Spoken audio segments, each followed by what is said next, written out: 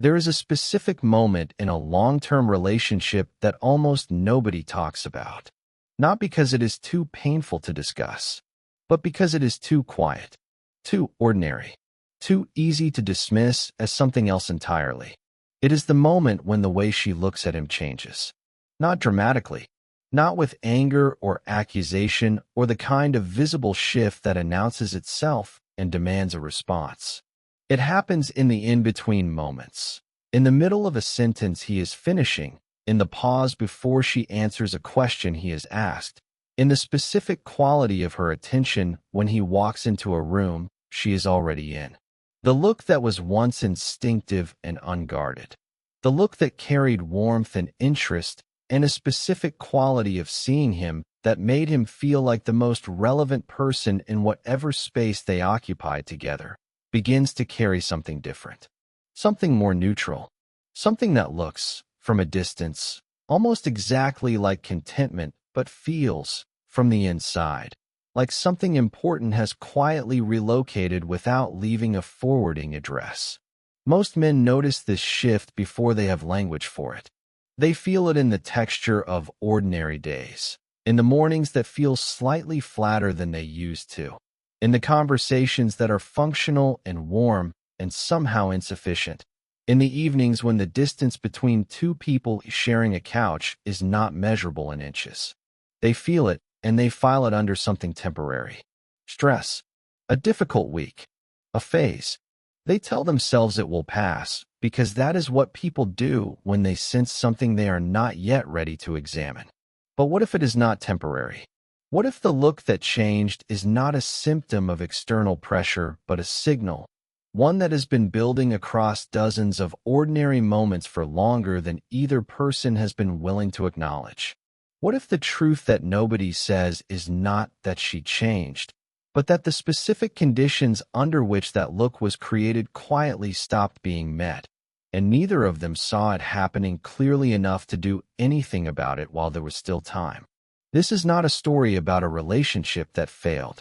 It is a story about a relationship that was genuinely good and genuinely worth protecting, and about the invisible process by which what makes a relationship feel alive can quietly stop being maintained without either person intending for that to happen.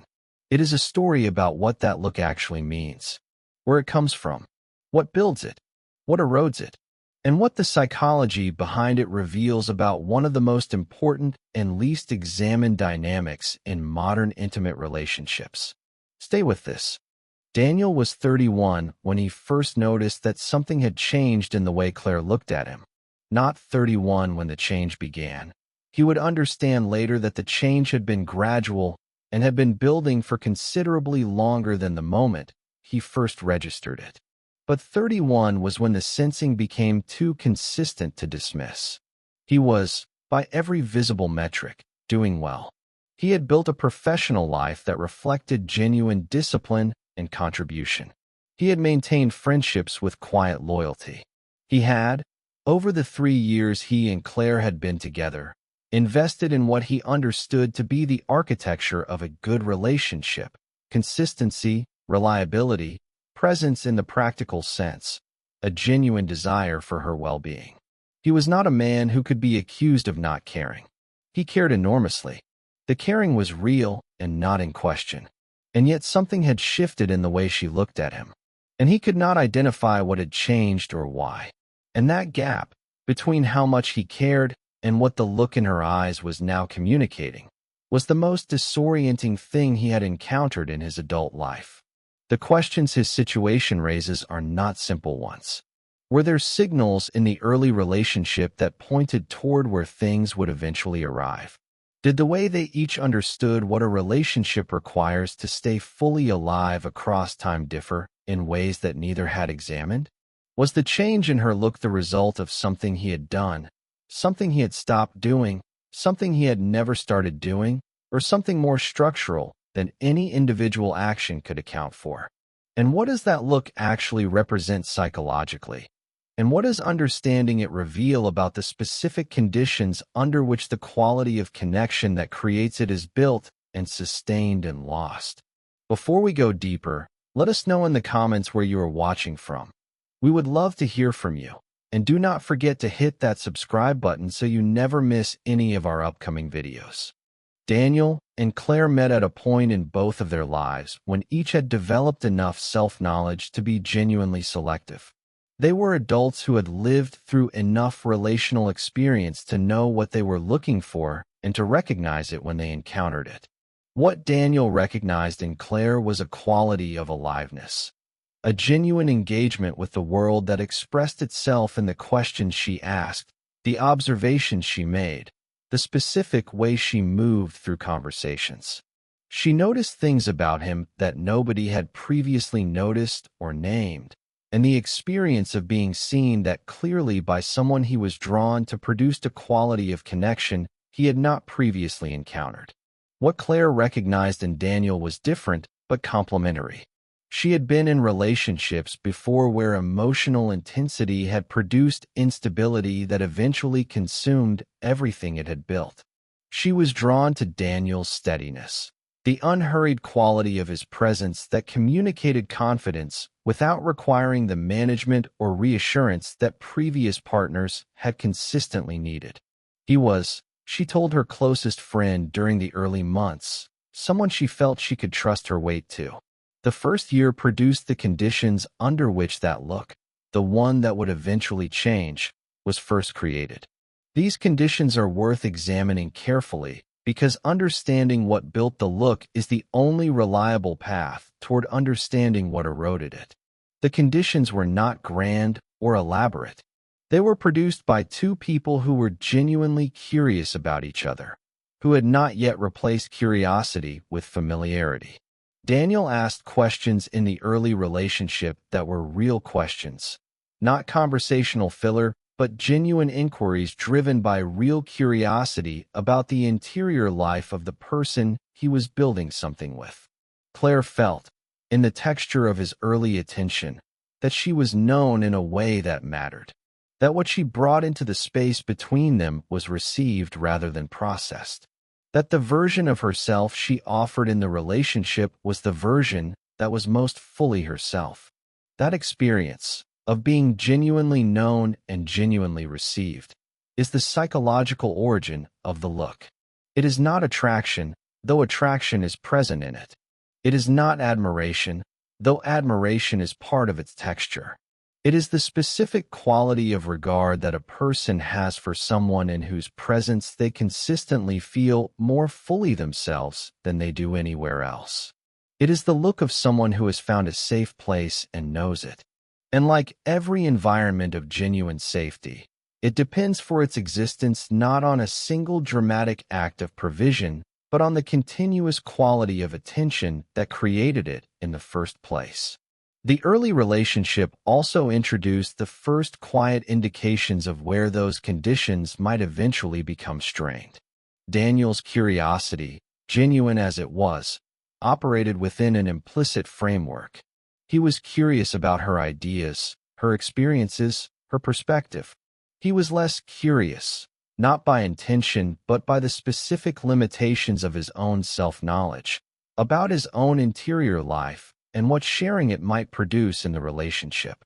He was present in the outward sense and somewhat closed in the inward sense. The closure was so natural to him that it did not present itself as closure at all. It simply felt like the shape of who he was. Claire noticed this quality before she had a name for it. She received his external curiosity and felt genuinely seen by it. And underneath that feeling she carried a quiet awareness that the seeing was directional, that it moved toward her and not equally in both directions, that there was a room in him she had not been invited into, and that the room existed even if she could not yet fully identify what it contained. The change did not arrive in a single identifiable moment. It arrived the way most significant relationship changes arrive, distributed across many ordinary moments, each dismissible in isolation and collectively undeniable only in retrospect. The professional expansion came first. Daniel moved into a role that required more cognitive bandwidth, more emotional energy directed outward, more of the finite daily resource of genuine presence allocated to a domain outside the relationship. He did not experience this as a choice made at the relationship's expense. He experienced it as building something that served the relationship indirectly. What he did not examine was what was being reallocated from and what the cost would eventually be.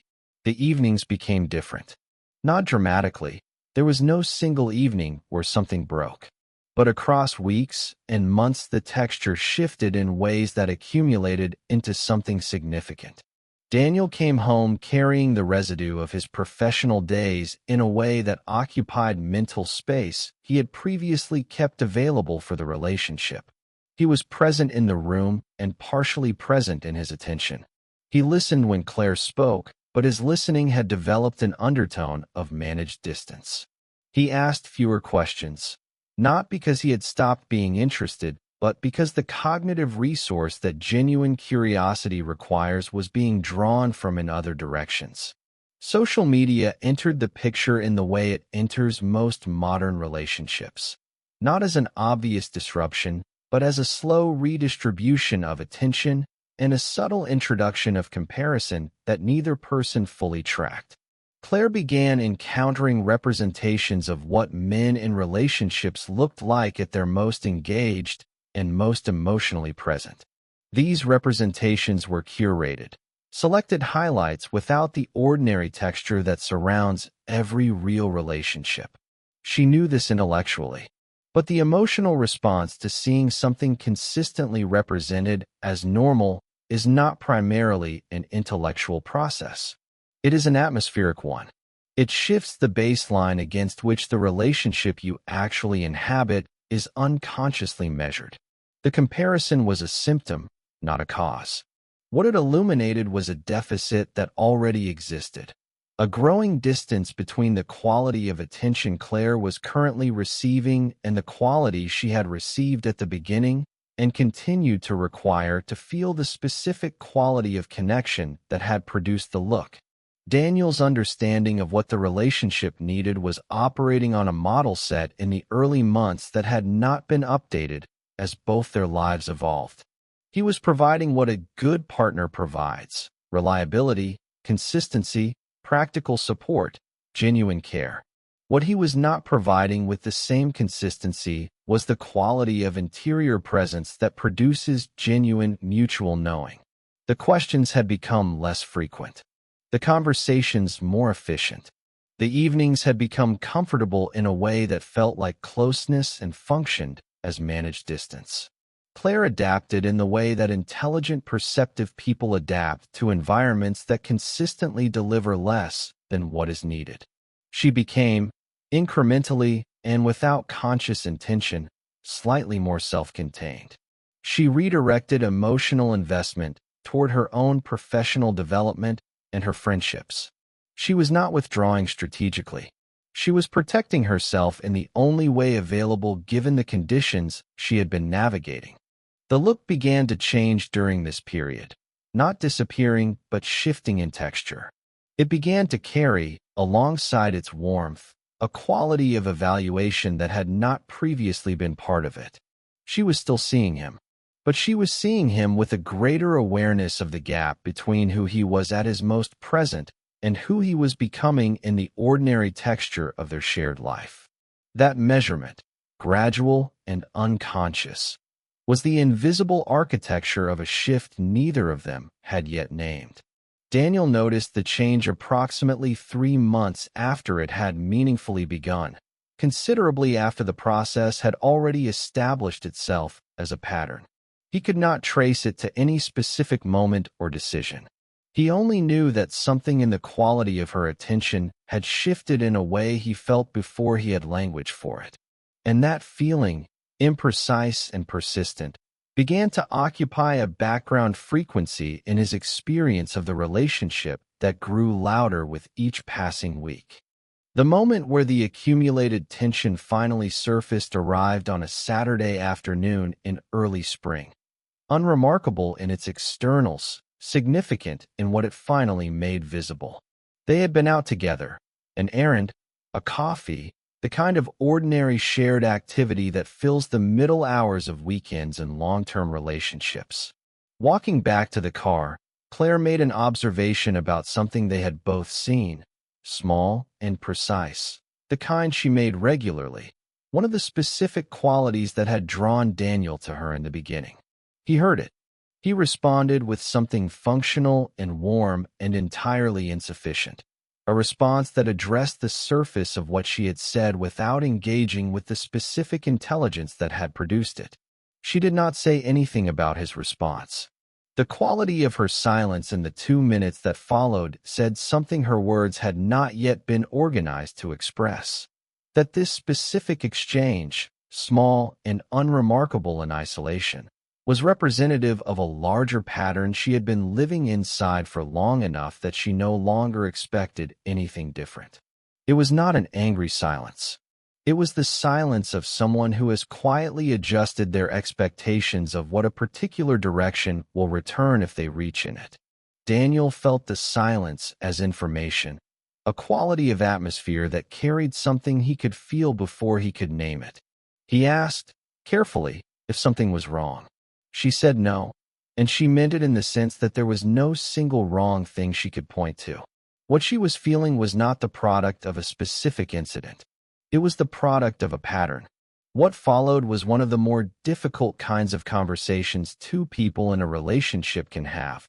Difficult not because either person was hostile, but because what was being discussed was imprecise enough to resist the clear articulation that would have made it easier to address.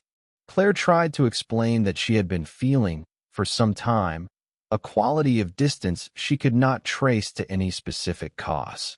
That she missed a quality of attention that had characterized the beginning and that she could feel was less consistently present now. Daniel listened. He was, in this conversation, doing something he had not consistently done in the preceding months. He was fully present, without the undertone of managed distance that had become habitual in their evenings. And Claire felt that difference, feeling it was both a relief and a confirmation. A relief because it demonstrated the quality she had been missing was still available in him, and a confirmation because it clarified that its absence from their ordinary interactions had not been imaginary. He asked when she thought things had started to feel different. She said there was no specific moment. It felt like a slow change in the atmosphere, a gradual shift in the quality of attention that the relationship had at its best, and that had become less consistently available. She said this without accusation.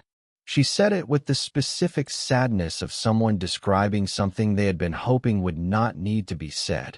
The question Daniel was left with in the days that followed was not whether she was right.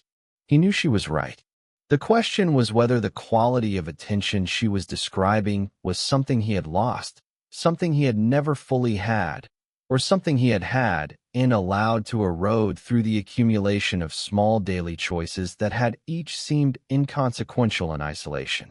That question, and the self-examination it required, was the most important thing the conversation had produced. What Daniel and Claire were navigating follows a pattern that appears consistently in long-term partnerships between genuinely compatible people. Understanding the pattern is what separates the couples who can identify and address it from those who experience it as an inexplicable deterioration they cannot reverse. The look that changed is not an arbitrary or mysterious phenomenon. It has a psychological architecture. It is produced by a specific set of relational conditions, and it is sustained by the continuous presence of those conditions. When the conditions change, the look changes.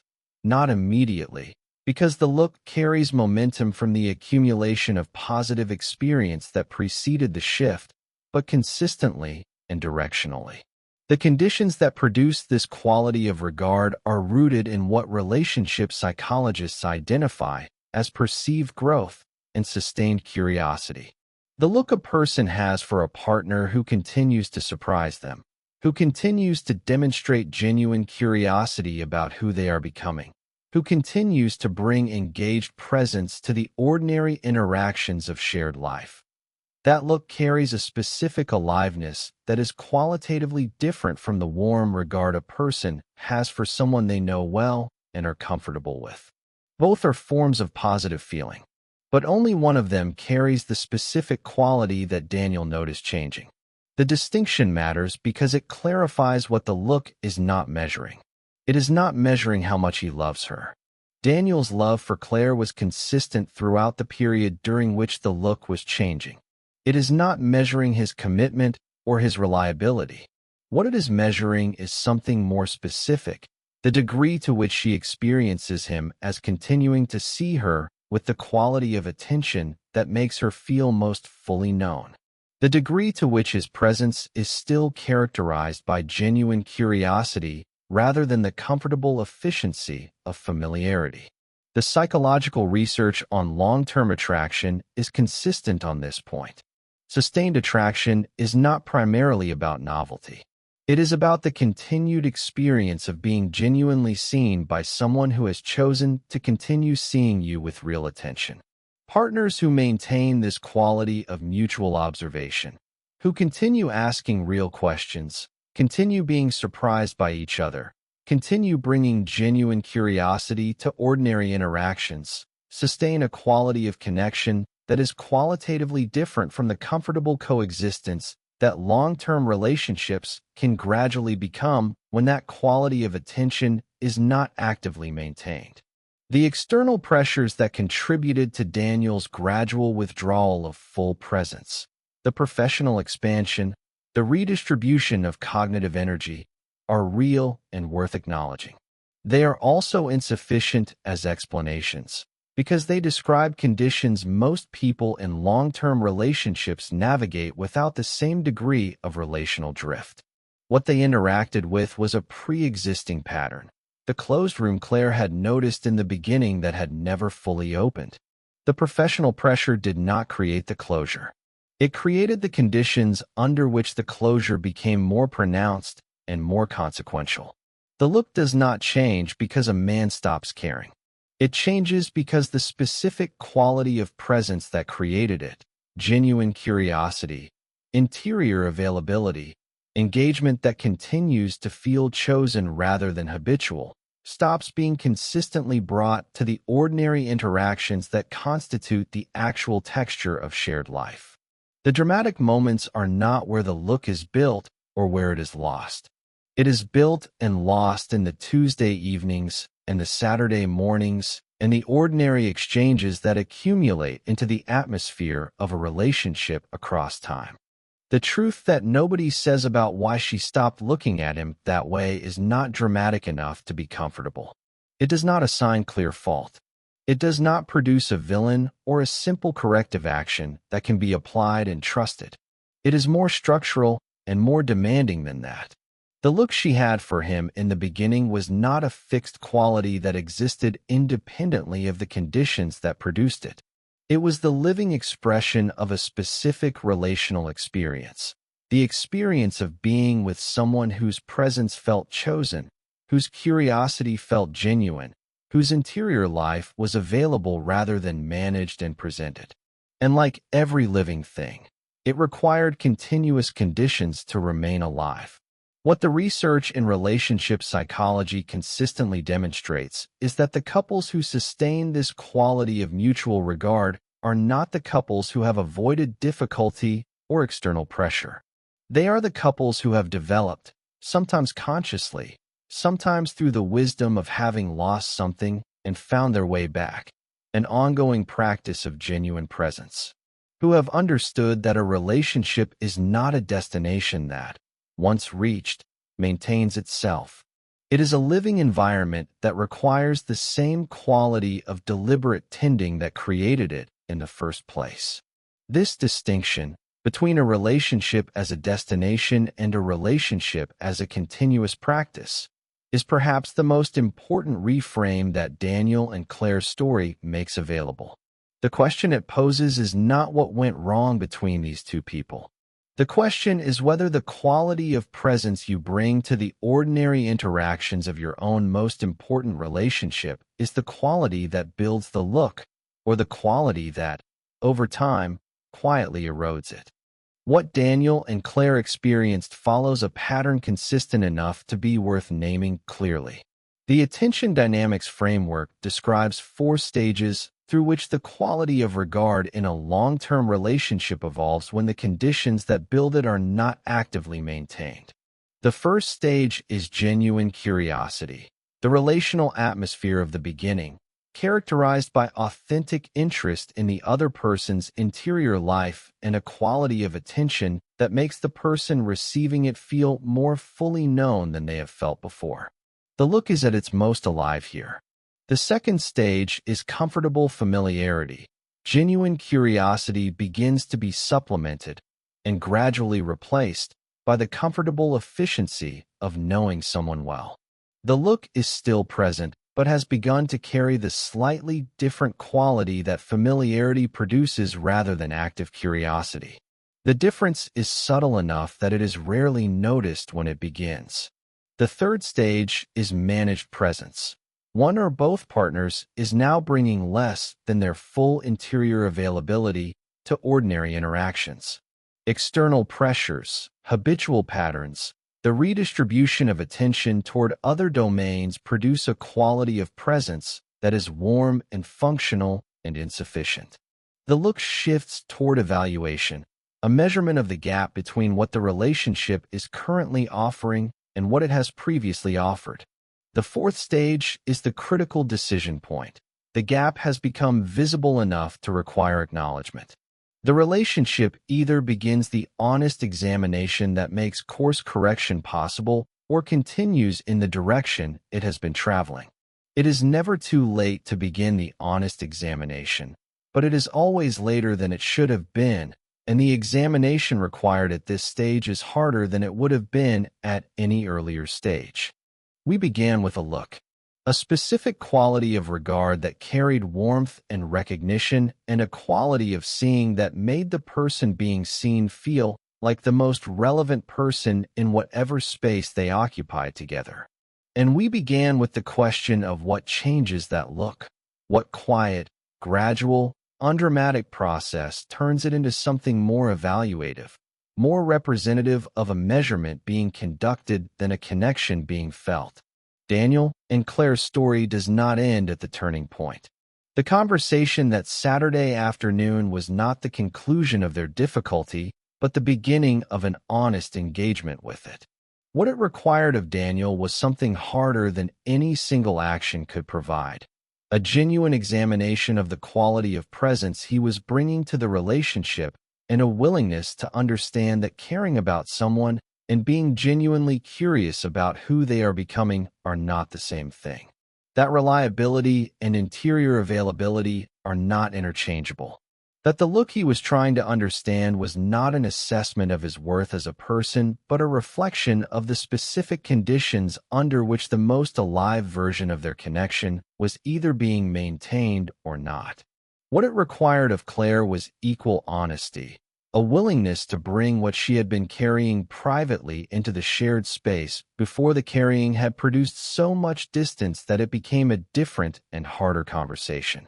The silence that felt like protection had been producing the very outcome it was trying to prevent.